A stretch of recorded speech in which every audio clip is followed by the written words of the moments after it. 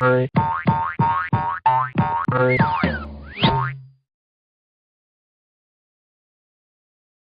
hi everyone, I'm Michael Krynauw. I'm the Innovation Manager for Facebook at Abari Media. And what this role for me is completely changed from last year. I'm actually going to be working with the top 50 brands in the country, working with them on strategy, paid strategy, technology, media, as well as integration as far as F-commerce or any social commerce within Facebook.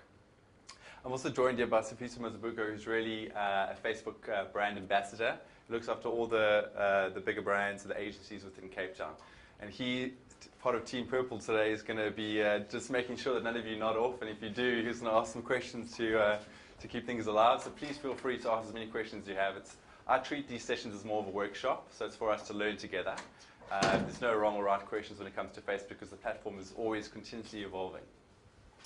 So I wanted to chat to you today about the real change with Facebook and how it's been developing over the last couple of years and where it's heading to. And Facebook has really changed its strategy as far as how to engage with people on Facebook. In the last few months, it's really been about getting fan acquisition, and brands are really judged by how many fans they had on the page. And that's completely changed. It's really more about engagement. It's far more important to have engagement with 5 people than have no conversation with 100. And so that is completely the new strategy for Facebook, building essential connections. So I'm going to take you through some real changes on Facebook, how to improve your page strategy. I'm going to have a look at VW, currently where they stand, the status of that page using a brand scorecard, which is now the global tool for Facebook to measure pages and how they rank against their competitors. I'm going to take you through some of the new developments with Timeline and also some new changes with Facebook deals that's going to be launched over the next few months. So please feel free to ask as many questions as you can. So just we'll have a look at some Facebook statistics for South Africa. We'll have a look at EdgeRank and what that means for brands, page strategy, media strategy, technology, the brand scorecard, timeline, and some final thoughts. So these are the latest stats that have come out of Facebook. And anecdotally, I can tell you that the real number is actually 7 million unique users in South Africa. The reason I feel that Facebook's holding this number back is because of a small IPO that's happening at the moment, and I think it's going to make a huge difference when it goes public to release the new figures locally and throughout South Africa. But the numbers currently are about 5 million active users, 4 million are accessing Facebook via the mobile. And you'll start to see that throughout Africa, Facebook has become much more of a mobile market, especially in Nigeria and Kenya. That's one thing to have a look at. 70% of the South African audience return daily to Facebook, spending an average of 30 minutes per day on the platform. In South Africa alone, the average users are friends of a user is 170, which is around 20 more than the global stats. And the new breakup demographic is 50% male, 50% female. How does this kind of compare to other countries in terms of like return visits and engagement time and that kind of thing? Where do we rank? We are, I would say we're definitely within the top 10 as far as time spent. So on average in the month, the average South African user spends around 6 hours. Israel's number 1 with around 10 hours per person per month. The average friends is around 150 globally, so I think we just above par on that. More popular. A little more popular, yeah. This is quite an interesting stat for me. I think certainly over the last few years, from 2009, Facebook has definitely owned the time versus all the other international platforms. More time spent on Facebook looking at various different pages versus your Google sites, your Yahoo sites, your Microsoft sites, and even eBay. And I think that's just testament to the power of the channel. I think really what Facebook's positioning itself is not part of the digital media, but really seen as a complete social channel on its own. And I think that if brands start thinking like that, they'll start dedicating a lot more resource to that, to the platform. This is a really interesting slide for me, and this is specific to South Africa. So the only thing that's a weekly stat on this is the check-ins. There's 499,000, 500,000 people that check in on a weekly basis to various locations throughout South Africa. So there's really an opportunity for location-based marketing to really lift on that and actually leverage that opportunity. 39,000 video uploads a month, 22 million wall posts, 32 million photo uploads, 35 million status updates, 102 million messages, 106 million likes a month, 176 million comments per month. That's just in South Africa. So the challenge for brands is how to capture that share of voice of those users within the target demographic of their brand. And all these different tools used to communicate with users are actually called edges. And these edges will help you improve your edge rank. If a person engages with a wall post or a photo upload or status updates, it will improve your edge rank. And edge rank is broken up between affinity, weight, and recency. So I wanted to touch on edge rank because this is really something that is going to be really important for brands over the next few months. And the real challenge for brands is how to get your content onto the newsfeed, which is the prime real estate of Facebook. And the only way to improve a brand's presence on the newsfeed is to improve its edge rank. So when we look at affinity, it's a score between an edge creator, which is the brand, and the viewing user.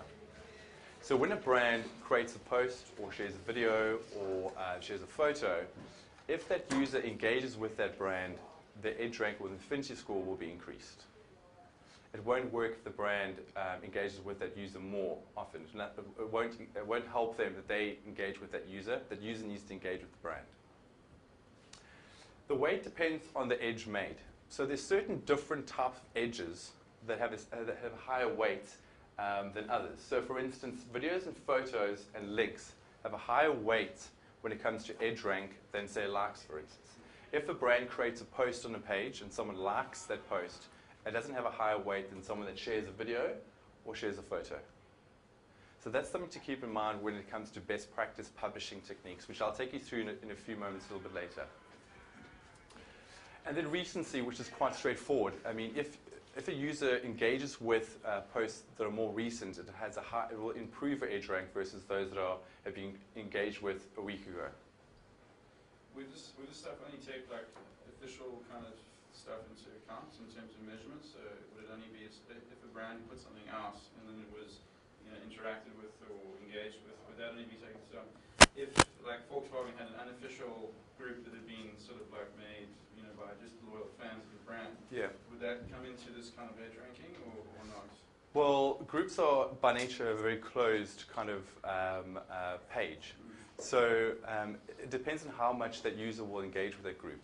If that group provides that user with value, interest, if they're engaging with it more often, then those posts by the group will come into its newsfeed more often. Okay. And then it would form part of the edge rank? It would form. If it wasn't part of an official kind of consumer page brand thing? No. Okay. But the point really is for brands to create a page. I mean, just the nature of a page makes it more easy to share content, become viral, increase your edge rank, and position itself higher or more often into the newsfeed. I think really what this boils down to is Facebook's a tool that you need to use the tool in order to increase your share of voice in Facebook. The more people talking about the brand, the higher the share of voice. So how can we use these different edges to increase your presence within the newsfeed, within the communication with that user?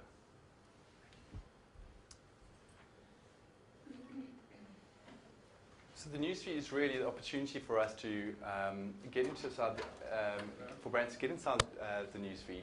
So it's not just about the comments that's being created by their friends and family, but also brands' opportunity to get into that newsfeed and share content virally.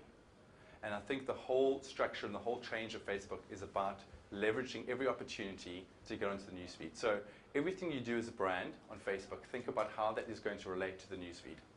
If someone creates a post and the post is succinct and short and relevant and it gets great engagement, that the people that will be commenting on that post will see those notifications in the notification feed. So therefore it increases the amount of touch points that persons will be hearing about the brand.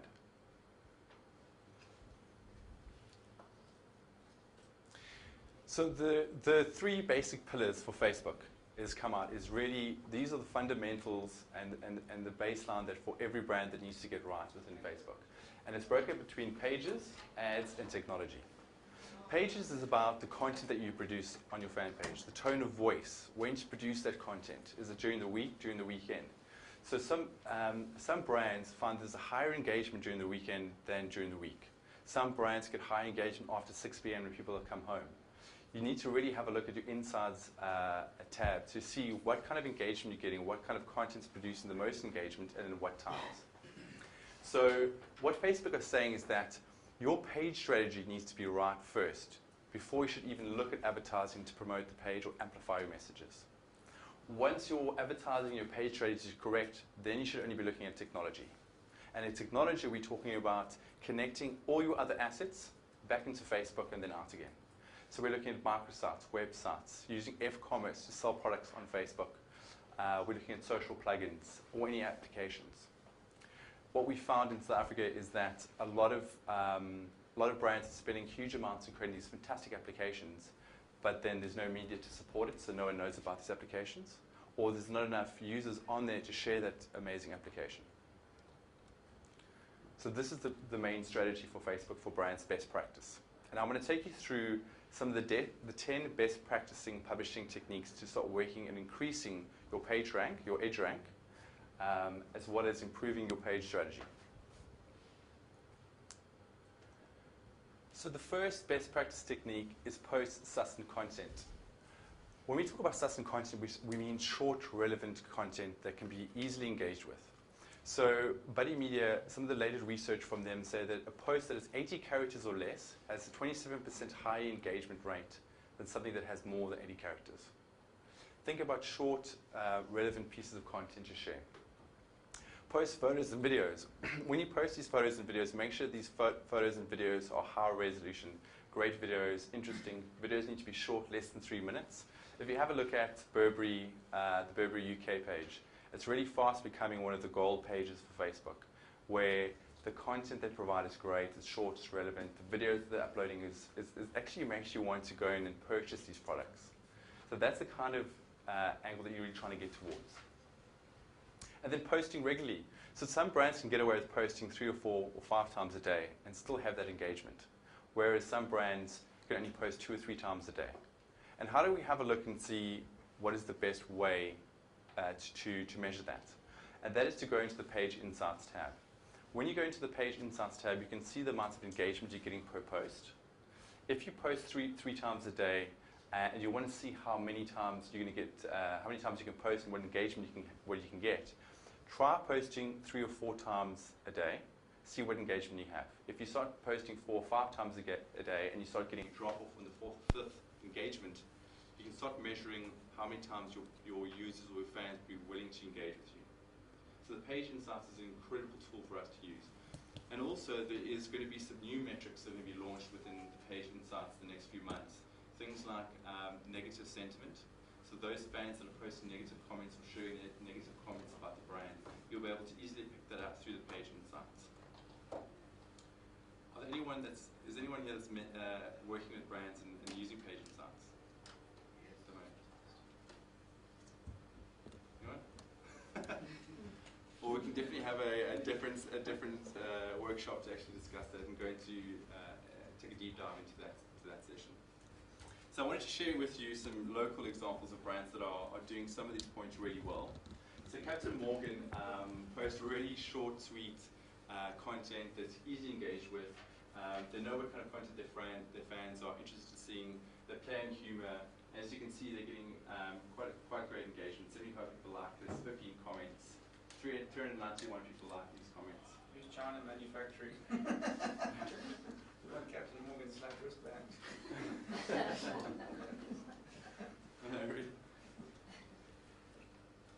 Always is great when it comes to posting videos and photos. But what I wanted to say is I'm going to take you through a brand scorecard, which is really the measuring tool for Facebook and against brands. By no means should Woolworths be seen as the best performing brand in South Africa. There is no brand in this country that's at a gold or platinum status. They might be doing some things right, but not everything right. So for instance, they are doing great at posting videos, but they might not be doing too well in posting sustained content or giving unique information, behind the scenes information to their fans. For me, Krynauw is a really unique page. And with Krynauw, they have dedicated followers that are really interested in seeing the kind of content they produce. I think the majority of their fans are housewives, so they are really on the platform all the time, really interested in seeing what kind of content they produce. I could never go back to Krynauw and say you can't produce 4 or 5 posts a day. I mean, have a look at this kind of content they're producing. Within an hour, 203 comments. 44 minutes later, 205 comments, and 15 people like it. So they really do have that engagement. But I just wanted to take this opportunity as well just to mention something. A lot of brands in South Africa are using their tabs as monetizing their tabs. So they're actually selling off their tabs to other brands. I know Heskin was one of them before. The selling off or monetizing your tabs is completely against Facebook policy. And so brands that are caught doing this will be shut down immediately. So just to keep that in mind when speaking to brands or working with different brands.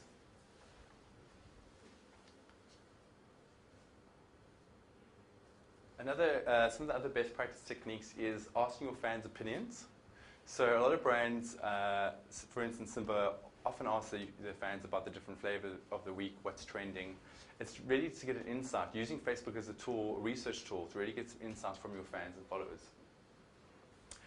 Ask questions using the questions product. There is a questions product, a free product on the page which you can use to ask questions from your fans. You don't need to run polls or run advertising to do that. It's really available for you. So MySpa did really well when asking fans' opinions. They often have a community around MySpa, and it's great to get some insight from people in local communities for their products and for their promotions. As I was mentioning before as well, Simba really asks a lot of questions or what flavor is really trending for them or for their followers. What's really worked well, especially for Vodacom, Land Rover has done really well with this, is filling in the blanks. It really gives your fans an opportunity to be creative, to express themselves. So it's really pulling away from this one-way push of communication, and it's more about engagement, getting them to be creative, and letting your fans lead that page with the kind of content they're producing as well. Giving your fans exclusive behind-the-scenes information. So what can that brand provide that's unique, that no one's seen before? What can you offer your fans, something that they haven't got in any other platform? So that is really important when it comes to Facebook. It's about giving your fans something that they can't get anywhere else. So Vodacom, as I was saying before, I mean, they're brilliant fill in the blanks, or even give your fans an opportunity to answer a few questions on the page. Just with this 884 comments, just from that fill in the blank, compared to ones with A, B, and C options. So definitely fill in the blanks is a better option when it comes to being creative. Nokia, the Lumia launch in South Africa, it was great because it was just around the deadmau5 concert in South Africa. So they did a launch with deadmau5 in the UK with the Lumia phone. And so they had some behind-the-scenes footage of the launch of that campaign. And I think it tied in quite nicely with what's happened locally. So that's really great behind-the-scenes information for their fans.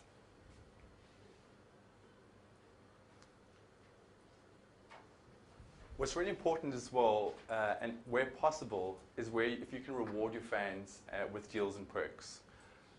It's not always the case, but one of the big driving forces of being a fan of a page is to understand more about getting promotions and competitions.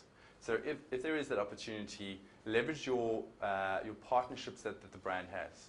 For instance, Enerjade is a great example. I mean, they sponsor a whole lot of sports teams. They've got tickets to these different sporting events.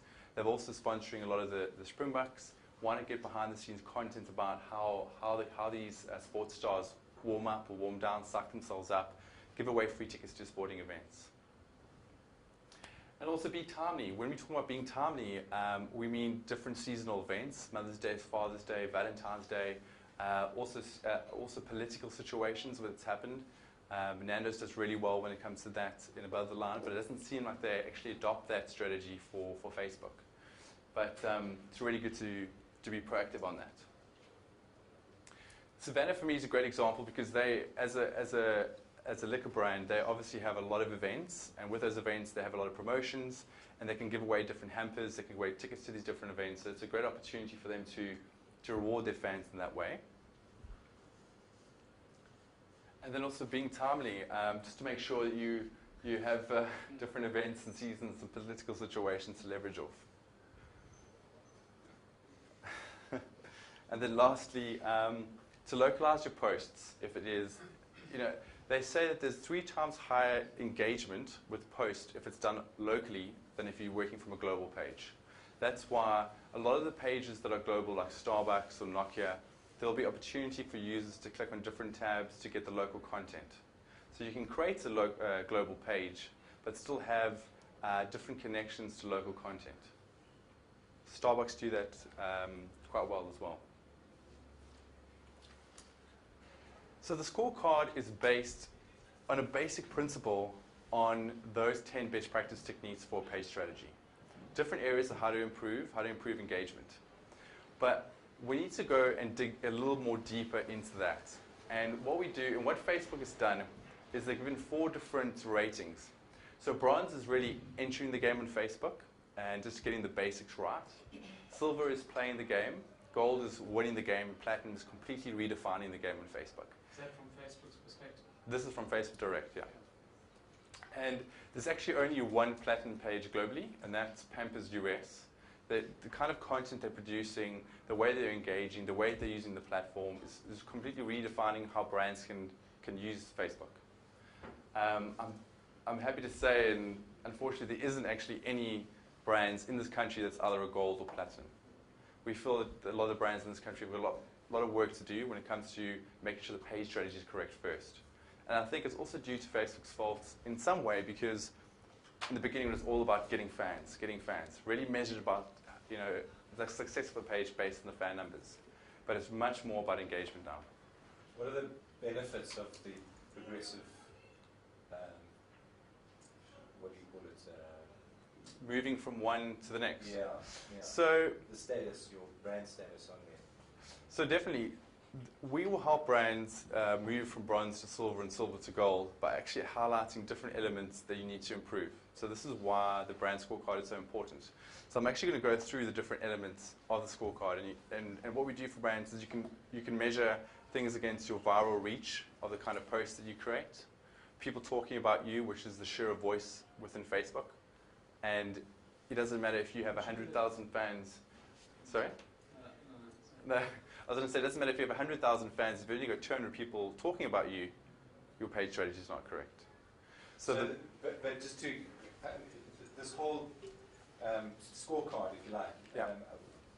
Do Facebook reward you for how you progress on that, or is it just a case of getting your strategy right? No, it's not a case of rewarding. It's just to help brands measure where they are against their competitors and how to improve their brand's own engagement, own reach. So it's really just a measuring stick for brands. Does number of fans play any part now? Does it contribute to the score?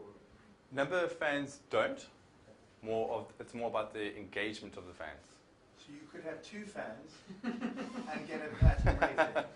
No, there won't be, because the reach does come into it. Okay, so it does. it does in some case, but it's not a major metric that plays onto it. Fans will come, but from the engagement that you create, from the posting, from the page strategy, and as it grows virally, your fans will naturally grow. And then when you get to a certain point, media will then help to amplify those messages, increase fan numbers. So it will grow naturally. But I think the whole point of this really is, what is it that you want to get out of Facebook? It's far more valuable to have brand advocates than just users that are interested to win an iPad or an iPhone. So I think that's the direction Facebook's pushing towards. And I think the other thing as well is that in the past, it's really been about, like Mike was talking about, getting as many fans as possible, but nobody was really looking at the profile of those fans, and do these fans actually fall into our brand's actual target market. And one of the key metrics for the scorecard is potential reach in your actual target market. So we have to look at your brand. These are the people that you're actually trying to reach, and then we have to look at how many of those people that actually fall into your target market that you are currently reaching on Facebook, and then what we can do to help you reach more of those. Obviously brands got different strategies. So this is a very generic way of looking at it. I mean, brands might have completely different ways of I suppose, some brands that are very service intensive might have very different strategies. Yeah, absolutely. I think the basis of the scorecard is really to get the basics right for brands. The individual strategies definitely will be different for a telco compared to an auto brand. But ultimately, at the end of the day, is going to come down to that engagement with the user. It's all about building up the relationship, and ultimately really is to actually increase the lifetime value of that consumer. So the relationship should, in later terms, provide a return, but first we need to focus on building the relationship. It also feels like, I mean, you say Pampers is the only platinum brand. It's just like a diaper. Yeah. It's an extremely high engagement product because you've got a very worried mom who's using this thing maybe 5 or 6 times a day. Probably has lots of questions, probably leads to a lot of engagement as well. So it's also kind of that to take into sort of consideration as well. Whereas other brands are very like low engagement brands. You don't actually want to necessarily talk about your chewing gum or your car every day. But a diaper on your baby is quite an important thing, obviously. And it's sometimes keeping up at night and all that kind of thing. So there's also, I guess, that to sort of take into account as well. So it's an interesting sort of thing to consider. Yeah, absolutely. And I think the scorecard helps you measure against your competitors. Yes, instead of just category generic kind of measurements. Yeah. Exactly. And I think, if I had to think about Pampers, I mean, it's not sort of sexy brand. I mean, it's not something that's going to wow you from day to day. And they have to have the content right. They probably have a lot of issues when it comes to customer service, so problems with the diapers in some ways. So they need to have a strategy of how to combat that and work that out, to work that away from them all. So I think they have their own challenges. I imagine they add a lot more value than just diapers. It's general mom's concern. Exactly. Yeah. It's just a very active, engaged sort of user base. Yeah. First-time moms and probably first-time dads. Yeah. Definitely. So just to give a perspective on what the scorecard can, when we deep dive into this, we have a look at the paid, owned, and earned side of the brand page. We have a look at your media spend against your competitors. We have a look at your page strategy. Is it basic, reactive, comprehensive, or return on investment driven? When we talk about return on investment driven, it's really important for me to explain that when it comes to Facebook, we need to first find out what the investment is of the return on investment. What are you investing in your Facebook page? Do you have resources? Do you have content? Do you have a right page strategy? Do you have someone dedicated to that platform 24 hours? Is there a customer services tab? Is that customer service tab in real time? And there's a whole lot of questions that need to be asked. I know that Vodacom have got 34 people sitting in Cape Town that sit and completely monitor all the social platforms that they're working across. So they've obviously dedicated a lot of resource into that. There could be a possibility for real-time engagement through one of the tabs, so where people are actually sitting and talking directly to those users. Fan engagement, so percent of the target audience, and that could be basically against your target audience within Facebook and your fan and your fan base. Platform integration. So when we talk about platform integration, we're talking about e-commerce, social plugins. Are all your different assets connecting to Facebook? Does the tab, are we able to access the mobile site quite easily? Does it connect to Facebook? Can people purchase products on Facebook? Are people using Facebook credits? And I think definitely that is going to be one of the key pushes for Facebook in 2012 is Facebook credits, the global currency. And I think before it's always been in the background, but I think now as more brands start leveraging the opportunity to purchase products on Facebook, it's going to have a big lift this year. Woolworths is already giving fans opportunity to purchase products directly from the fan page. Big airlines in South Africa are looking to do that. The telcos are looking to offer solutions via mobile through Facebook to purchase products. And I think if we have a look at where Facebook's been over the last few years, it wouldn't surprise me if the ultimate goal for Facebook is carrying around your user ID wherever you go. Having everything connected into Facebook means you can go into an airport and actually connect and check in using your Facebook profile. You can start purchasing products. There is no limit when it comes to providing enough data on Facebook. But let's have a look, and then people talking about you low, medium, high against your competitors. But let's have a deep dive now into VW specifically. So the target audience I got from Chris, we're looking at between 20 and 50. I think it's probably a lot bigger than that, so 20 to 60. I think it all depends on what kind of car, for what kind of period of time you have in your life. Male and female, 20 to 50. The current number of fans is 5,593. And the talking about you is 243. So if we have a look at the media spend compared to your competitors, I think it's fair to say that we're sitting at a bronze level there. But that, for me, is only secondary compared to working on your page strategy. If we have a look at the weekly average reach as a percentage of your target audience, so the average weekly reach of your target audience, age, location, gender, divided by the total target audience in Facebook, VWSA is looking at 3.37%. What's the national average for that? Is it around 10? We've just started this, so we wouldn't be able to say what the averages are. And also, it would differ between different verticals, autos, telcos. This is just really... We've got a 152% engagement rate. Oh, Ogilvy SA? Talking about it. Really? It's good, yeah. That's amazing. 1,862 people talking about a fan page that has 650 members. That's brilliant. I actually should take a screenshot and send it to me. I should share it with Facebook. Yeah, definitely. You should be working on VW then. We have a look at the page strategy, and I think maybe this is really up for discussion when it comes to VW and anyone that's working on the platform. So it's basic. When we talk about bronze, silver, and gold, we have a look at is it completely basic as far as the strategy goes? Is it just kind of content that you're producing? Is it campaign-led activation from VWSA? Or does it have an always-on strategy? If you feel the kind of communication is only campaign-led, so there's only bursts of information for a specific campaign, then we're probably sitting at around a silver. But working towards an always-on strategy is really key for brands. Having a look at the owned as well for fans. So fans within the target audience, age, gender, location, divided by the target audience on Facebook. We're looking at about 6.7%. So you actually, at a bronze, moving over to a silver. Engagement. Engagement is average number of people that engage with a post divided by the reach of that post. And we're looking at about 10.6%. So we're actually at a silver moving into a gold. Well, what I found in a lot of these cases when I was doing with General Motors, I mean, it's really an opportunity for you to have a snapshot of where you are and where you can improve. So even though you're at a silver, you might start thinking that fans is something to work on at a later stage. But let's start working on engagement first to improve that engagement. People talking about you. This is the average weekly people talking about this within the target audience divided by the fans within the target audience, excluding new likes. And that's sitting at 4.83%. So you're just under a bronze at the moment, or at a bronze, and soon to be moving to a silver.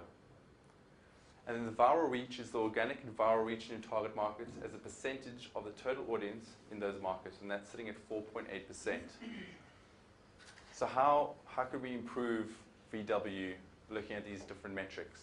For me, I can already see that the kind of posts that you create, you need to think about how can this be more viral? How can this relate back to the newsfeed? Does it have talkability? Is it adding value? Every post that's created, there needs to be an objective for that post. It shouldn't just be randomly made. Because even though Krynauw might have fantastic engagement, at some point they're going to get to where the fans are no longer going to be engaged with these meaningless comments. Does that make sense? I mean, it's really just a snapshot of where the brand is and how it can improve. Is this something you pay like a monthly fee or something to? So this is something that we do for the top 50 brands in the country.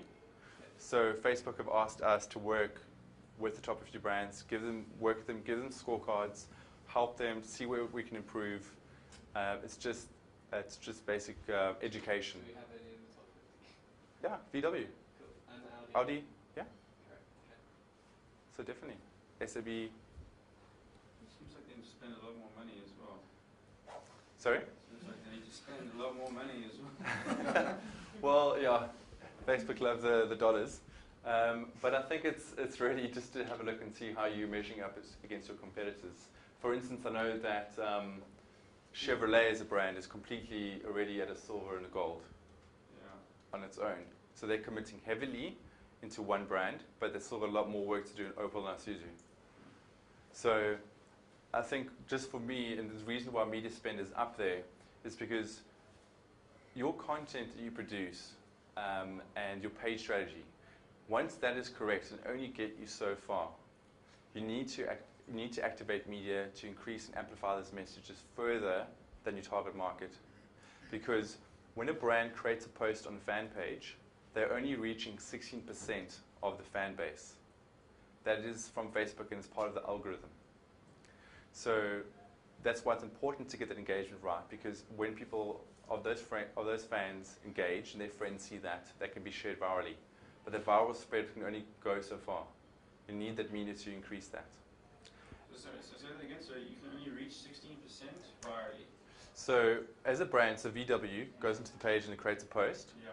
That post will only reach 16% of that fan base.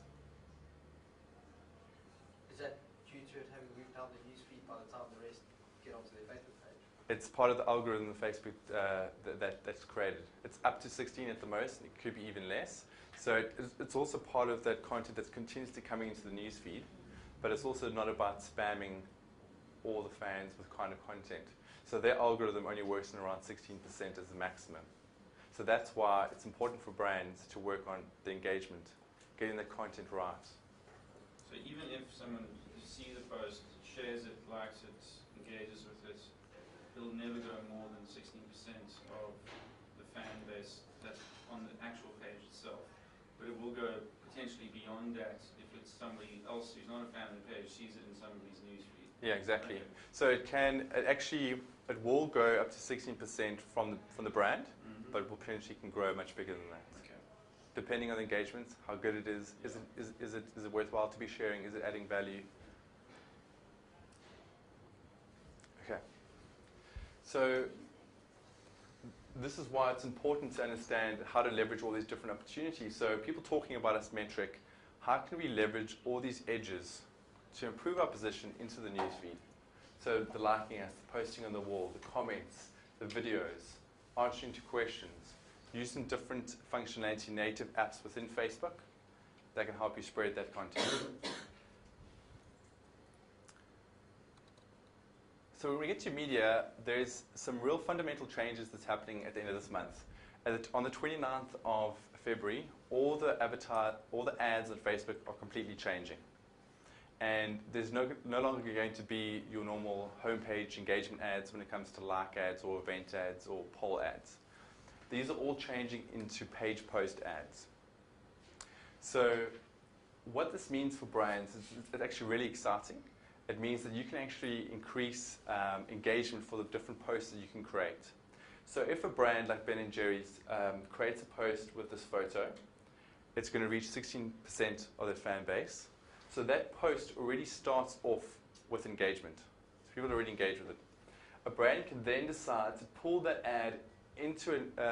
post into an ad, and their friends can see it, or people that are not connected can see it, or friends of fans can see it. They can then choose to engage with that post because their friends have engaged with it. And what happens is, because that ad has gone, that post is used as an ad, all that engagement that happens on that ad is then pulled back to the fan page and sits on the fan page.